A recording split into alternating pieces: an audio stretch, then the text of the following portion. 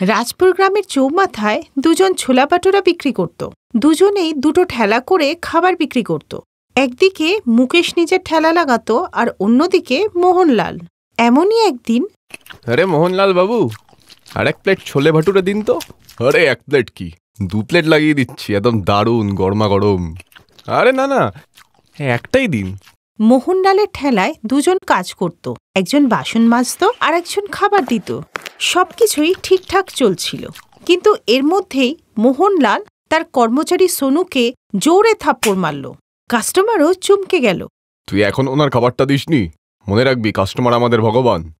হ্যাঁ, এক্ষুনি দিচ্ছি বাবু। সোনু তাড়াতাড়ি প্লেট সাজায় আর ওই গ্রাহক খাবার খেতে লাগে। ছোলা বাটোরা এত সুস্বাদু ছিল যে সবাই খুব তাড়াতাড়ি খেয়ে নিচ্ছিল, আর অন্যদিকে মুকেশের ঠেলাতে একজন বা দুজনই খেতে আসতো। আরে মোহনলাল বাবু, ছোলে ভাটুরে খেয়ে তো একদম প্রাণ জুড়িয়ে গেল। আপনার ছেলেটা বেশ ভালোই বানায় তো।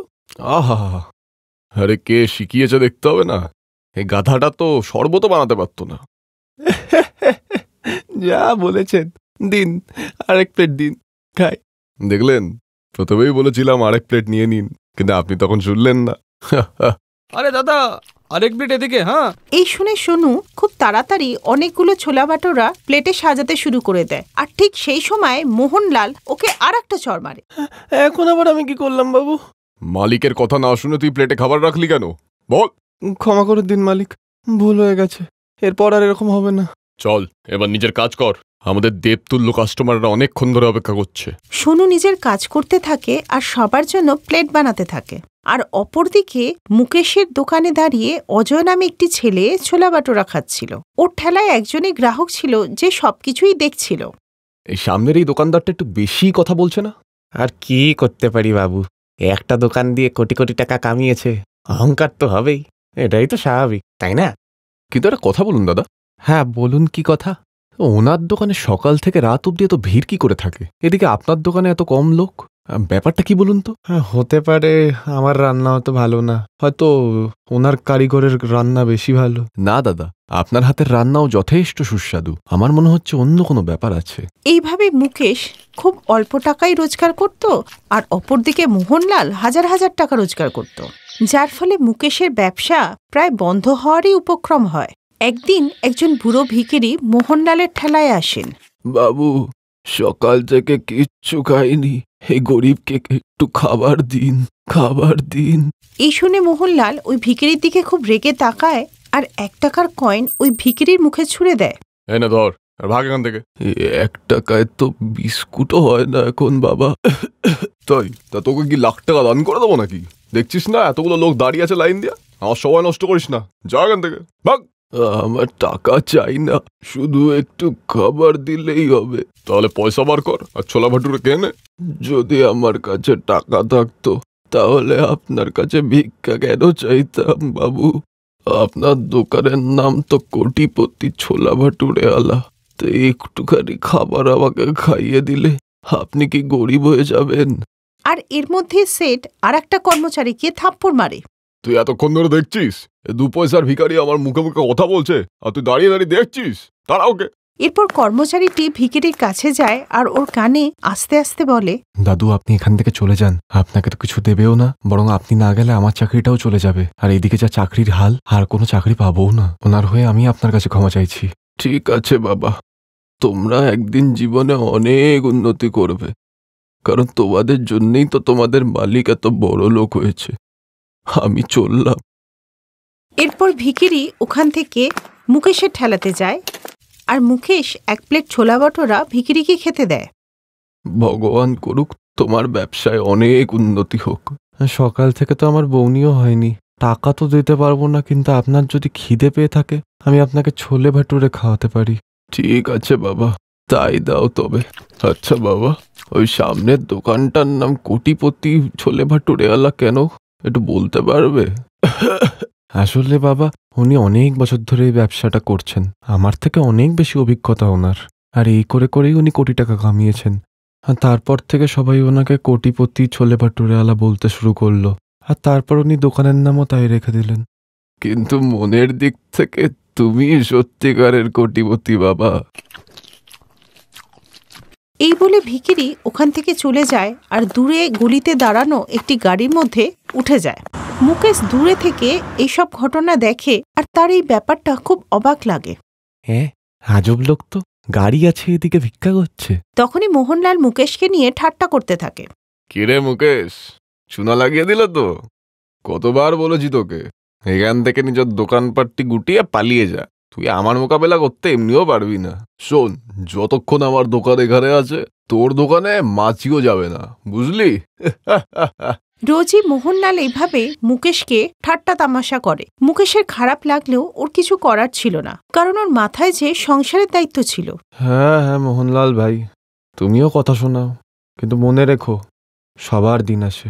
তোর তো দিন থেকে রাত হয়ে গেছে রে, এখন শুধুই অন্ধকার আর অন্ধকার। মুকেশ এই শুনে খুব দুঃখিত হয়ে যায়, কারণ মুকেশ রান্নায় ভালো তেলের ব্যবহার করত আর তার জন্য সে আরও গরিব হতে থাকে। একদিন ওর বউ বলল, শোনো, এইভাবে কিন্তু আর চলে না, আর সহ্য করা যাচ্ছে না। ছোলা বাটোরা যখন বিক্রি হচ্ছে না, কেন রোজ বিক্রি করতে যাও? আর এবার তুমি যদি বাড়ির রেশন না আনো, আমি কিন্তু আর এখানে থাকবো না। মুকেশ ঠেলা নিয়ে আবার ওখানেই গেল। দুপুর হয়ে গেল, কিন্তু তার কোনো বিক্রি হলো না। তাই সে টাকা চাইতে মোহনলালের কাছে গেল। মোহনলাল ভাই, কিছু টাকা ধার দেবে? আমি যত তাড়াতাড়ি সম্ভব ফেরত দিয়ে দেবো। কিরে, অকাত দেখিয়ে দিলি তো।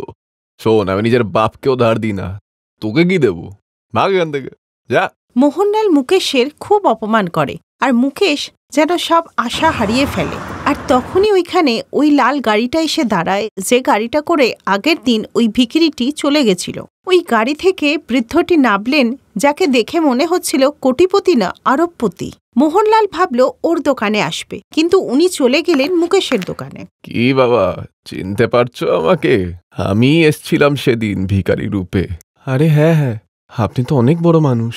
তা আপনি আমার কাছে এসছেন কেন বাবু? আর সেদিন ওই রকম ভিখারি রূপে কেন এসছিলেন? বলছি, আসলে আমি অনেক বড় একজন ব্যবসায়ী, অনেক ধরনের ব্যবসা আছে আমার। আর এখন আমি ছোলে ভাটুরের একটা ফ্র্যাঞ্চাইজি খুলতে চাই, কিন্তু এই বিষয়ে আমার সেরকম একটা নলেজ নেই। আর সেই জন্যেই আমি সেদিন ছোলে ভাটুরে খেতে বেরিয়েছিলাম। আর ভিখারি রূপে এই জন্যেই বেরিয়েছিলাম, কারণ গরিব হলেই একমাত্র আসল মানুষ চেনা যায়। তুমি আমায় ভালোবেসে খাবার খাইয়েছিলে, তাই আমি তোমার সঙ্গে পার্টনারশিপে ব্যবসা করব। কিন্তু আমার ছোলে ভাটুরের থেকে তো মোহনলাল বাবুর ছোলে ভাটুরে বেশি টেস্টি। ও পুরনো তেল ইউজ করে, তারপর তার সাথে ভুলভাল জিনিস মেলায়, আর ওতে লোকেদের স্বাস্থ্য খারাপ হয়। আমার দোকানে বড় লোকরা খেতে আসবে, তাদের সুস্বাদু খাবারের সাথে স্বাস্থ্যকর খাবারও চাই। এই শুনে মুকেশ রাজি হয়ে যায়, আর ওই শেঠ তখনই ওকে 1 লাখ টাকার চেক দিয়ে দেয়। আর কিছুদিনের মধ্যেই ওখানে একটা ছোলা বাটোরার খুব সুন্দর দোকান খোলা হয়, আর তার সাথেই শহরের সবাই ওখানে এসে ছোলা বাটোরা খেতে লাগে। আর তার ফলে মুকেশ হয়ে যায় কোটিপতি, আর মোহনলাল হয়ে যায় ভিখিরি। আর এইভাবেই সততার পরিশ্রমেরই জয়লাভ হয়। এই কাহিনীটি হলো জগাই নামের এক পকোড়া বিক্রেতার। জগাই আর তার স্ত্রী সীমা মিলে পকোড়া ভাজতো আর বিক্রি করত। জগাইয়ের বানানো পকোড়া সবার কাছে খুব প্রসিদ্ধ ছিল। যে একবার ওই দোকানে আসতো, সে বারবার ওই দোকানে খেতে আসতো। পকোড়া খেয়ে নাও, পকোড়া, আলুর পকোড়া, লঙ্কার পকোড়া, পেঁয়াজের পকোড়া, একবার খাবে বারবার আসবে। তাই রাজু আর দিনুর আজ যখন খুব পকোড়া খাওয়ার ইচ্ছে হলো, তখন তারা মোড়ের মাথার সবচেয়ে প্রসিদ্ধ পকোড়ার দোকান মানে জগাইয়ের দোকানে পকোড়া খেতে এলো। আজকে আমরা একদম ঠিক সময় বেরিয়েছি, নয়তো জগাইয়ের দোকানে পৌঁছানোর আগেই সব পকোড়া শেষ হয়ে যেত। ভাই, আজ তো জমিয়ে পকোড়া খাবো। জগাইয়ের লঙ্কার পকোড়া এত স্বাদ, কি বলবো ভাই। জানিস ভাই, একবার আমার বউ আমার ওপর খুব ক্ষেপে গিয়েছিল, তখন আমি ওর জন্যে জগাইয়ের দোকানের পকোড়া নিয়ে গেছিলাম। ভাই রাজু, সেই দিন আর আজকের দিন আমার বউ হিংস্র বাঘিনী থেকে শান্ত বিড়াল হয়ে গেছে, বুঝলি? রাজু আর দিনু কথা বলতে বলতে জগাইয়ের দোকানের একেবারে কাছে পৌঁছে গেল, আর দূর থেকে ওরা জগাইয়ের দোকানে অনেক লোকের ভিড় দেখতে পেল। আরে ভাই দিনু, জগাইয়ের দোকানে তো আজকেও খুব ভিড়, তবে আমাদের কি আজকেও আসতে দেরি হয়ে গেল? এই শুনে দিনু জগাইয়ের দোকানের দিকে দেখলো, কিন্তু একটা ব্যাপার দিনুর অদ্ভুত লাগলো যে দাঁড়িয়ে থাকা লোকেদের সবার হাতেই লাঠি ছিল, আর কিছু লোকের হাতে তো আবার পাথরও ছিল। আরে ভাই রাজু, ভিড় তো দেখতে পাচ্ছি, কিন্তু সবার হাতে লাঠি আর পাথর কেন? কোনো ঝামেলা হলো না তো আবার? ওরা কিছু বুঝে ওঠার আগেই ওই লোকগুলো চিৎকার করতে লাগলো আর সবাই রেগে এক কথাই বলতে লাগলো, এই মার মার মার একে, মার শালাকে, মার মার বলছি। এরপর রাজু আর দিনু দেখলো ওই লোকগুলো জগাইকে দোকান থেকে টেনে বের করে আনছে আর বলছে, বেরিয়ে আয় বলছি, বদমাইশ বেরিয়ে আয়। আজকে তোকে তোর কাজের এমন শাস্তি দেবো যে তুই সারা জীবন মনে রাখবি। এই বলেই ভিড়ের মধ্যে থেকে একটা লোক জগাইয়ের মাথায় জোরে লাঠি দিয়ে মারলো আর জগাই যন্ত্রণায় কাতরাতে লাগলো। এরপর তো সবাই মিলেই ওকে লাঠি দিয়ে মারতে লাগলো আর জগাইয়ের মাথা থেকে রক্ত পড়তে লাগলো। ও সবার কাছে হাত জোড় করে ক্ষমা চাইতে লাগলো। ছেড়ে দিন আমায়, ছেড়ে দিন। তোকে ছেড়ে দেবো? তোর মতো নির্লজ্জ অসৎ পকোড়া বিক্রেতাকে ছেড়ে দেবো? তোকে ছেড়ে দেওয়া মানে তোর এই কাজকে মেনে নেওয়া। এই বলে ভিড়ের মধ্যে থেকে একটা লোক ওর মাথায় পাথর ছুঁড়ে মারলো। এই দেখে জগাই নিজের প্রাণ বাঁচাতে দোকান ছেড়ে পালাতে লাগলো। এই লোকগুলো তো আমাকে মেরেই ফেলবে। আমাকে যে করেই হোক এখান থেকে বেরোতে হবে, না হলে আজ রক্ষে নেই। এই বলতে বলতে জগাই পালাচ্ছিল আর ওর পেছনে ওই লোকগুলো তেড়ে আসছিল।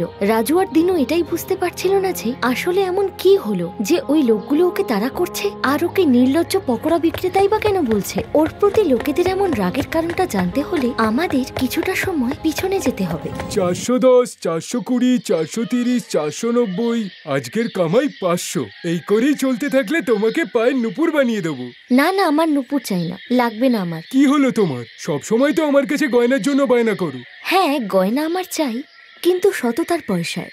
তো আমি কোথায় স্মাগলিং করছি? আমি তো সততার সাথেই টাকা কামাচ্ছি। দেখো, তুমি নিজেও জানো তুমি কিভাবে পয়সা উপার্জন করছো। পকোড়া বানানোর জন্য তুমি কি করো কেউ জানতে পারলে তোমার কি হবে ভেবে দেখেছো? তখন তোমায় কেউ বাঁচাতে পারবে না। এই শোনো, বেশি জ্ঞান না দিয়ে চুপ থাকো। আমার যেরকম ইচ্ছা আমি সেরকম ভাবেই পকোড়া বেচবো। জগাই একজন নির্লজ্জ পকোড়া বিক্রেতা ছিল। সে পকোড়া তো বিক্রি করত, কিন্তু খুবই নোংরা ভাবে। সে প্রথমে পকোড়ার গোল্লাটা নিজের বগলের তলায় চাপতো আর তারপর সেটাকে তেলে ভাজতো। আর ওর এমনটা করতে খুব মজা লাগতো। এই হয়ে গেল পকোড়ার গোল্লাগুলো তৈরি। এইবার এইগুলোকে আমি আমার দুর্গন্ধযুক্ত বগলের তলায় চাপবো। এবার এগুলোকে ঢালবো কড়াইতে। এই বলে ও পকোড়াগুলোকে কড়াইতে ফেলে দিল আর তারপর কড়াইতে ভাজা পকোড়াগুলোকে তুলে সেগুলো দেখে মনে মনে মুচকি এসে বলল, এই নাও, এই হয়ে গেল আমার আসল পকোড়া তৈরি। সীমা, আমাকে আরো বেসন দাও, অনেক পকোড়া ভাজতে হবে। সীমা রোজই ওর স্বামীকে এই নোংরা কাজটা করতে দেখতো আর ওকে বারণও করতো, কিন্তু সীমার কোনো কথাই শুনতো না। এই বলো তো, তুমি প্রতিদিন কেন এই একই কথা বলো, একই ঘ্যান ঘ্যান করো? আমি কোনো ভুল কিছু করছি না। এটা তো বইয়ে লেখা আছে যে ঘাম ঝরানো টাকার মূল্যই আলাদা। আর আমি তো ঘাম ঝরিয়েই টাকা উপার্জন করছি, মানে আমার বগলের ঘাম। আর এই ঘামের স্বাদেই তো লোকেরা বারবার ছুটে আসে। নাও, তুমিও খাও আমার ঘাম ঝরানো পকোড়া। না না, আমি তোমার পকোড়া খাবো না। তোমাকে আরো একবার সাবধান করে দিচ্ছি, এই নোংরা কাজটা ছেড়ে দাও, না হলে এটাই তোমার কাল হবে। কিন্তু জগাইয়ের উপরে সীমার কথার কোনো প্রভাবই পড়তো না আর সে তার নোংরা কাজটা চালিয়ে যেতে লাগলো। এবং যে খদ্দেররা ওকে অন্ধের মতো বিশ্বাস করতো, ও তাদেরকে ওর বগলের দুর্গন্ধে ভরা পকোড়া খাওয়াতো। এইভাবেই সময় কেটে যেতে লাগলো আর সেও তার নোংরামি চালিয়ে যেতে লাগলো। এরই মধ্যে সীমা সন্তান সম্ভবা হয়ে গেল। এই শুনে জগাইও খুব খুশি হলো।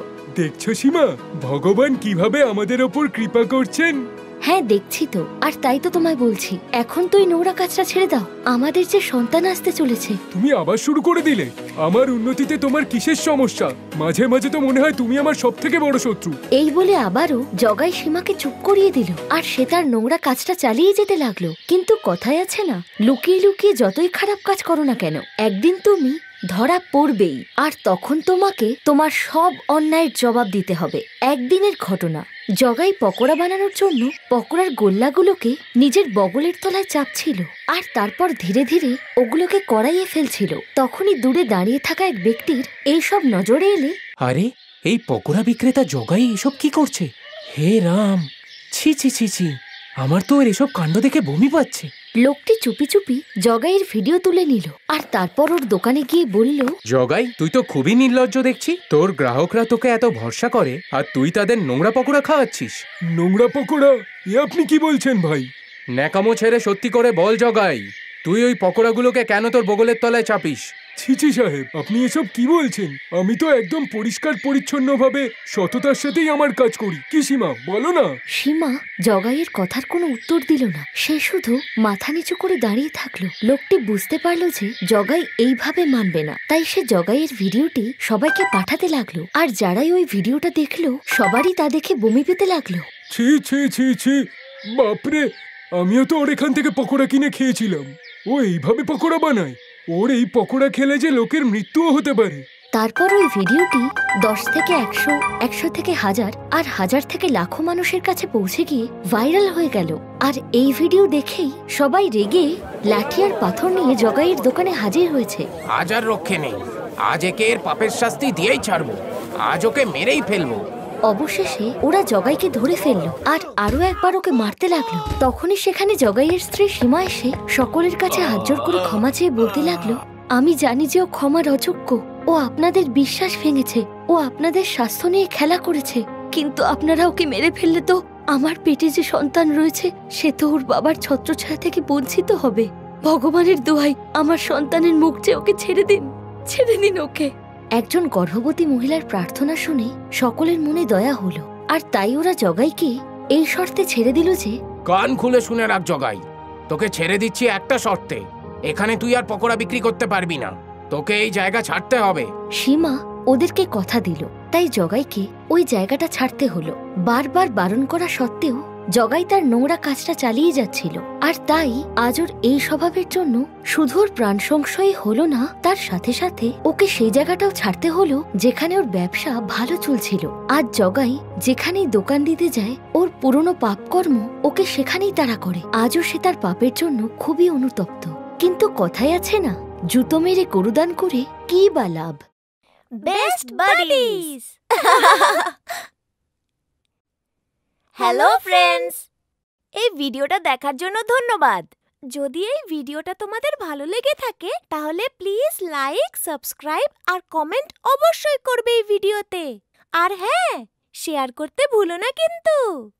আরো অনেক মজাদার ভিডিও দেখার জন্য নিচে দেওয়া এই বেল আইকনটাকে প্রেস করো। দেখতে থাকো বেস্ট বাডিজ।